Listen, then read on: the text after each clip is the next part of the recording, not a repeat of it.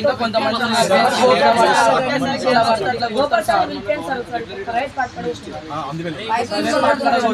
Fifth పిల్లల్ని చూడకుండా pipe ఉంటుంది సార్, ఏది వాటర్ పైప్స్ ఉంటాయి చూడండి సార్, వాటర్ పైప్స్ తీసుకొని ఇష్టం ఉన్న కాడ ఇష్టం వచ్చి సార్ సాంబార్ అయిపోయింది.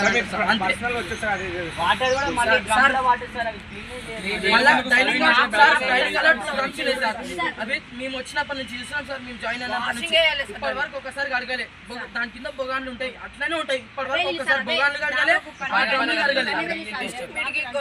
మళ్ళీ సార్ మనం బాత్రూమ్ లో కడుకుంటాం కదా సార్, ఆ బ్రష్లతో మీద మేము స్నానం చేసే డ్రమ్లు కడుగుతారు సార్, బాత్రూమ్ లో కడిగే బ్రష్లతో. ఎస్టిమేట్ అయితే వేరే పిల్లలు వచ్చింది సార్, ఇట్లా తింటున్నారు ఈ అన్నం అని మమ్మల్ని తిడుతున్నారు సార్. వాళ్ళు ఇట్లా పెడుతున్నారు మీ సార్ మాకు ఎట్లా అనిపిస్తుంది మీరే చెప్పండి.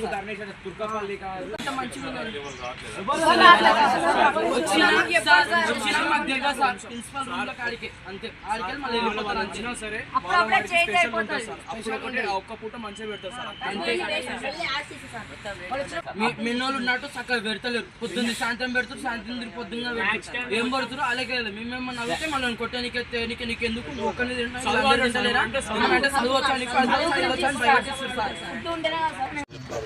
పోలీస్ స్టేషన్ దాకా వచ్చినంటే చాలా ఇబ్బంది కదా.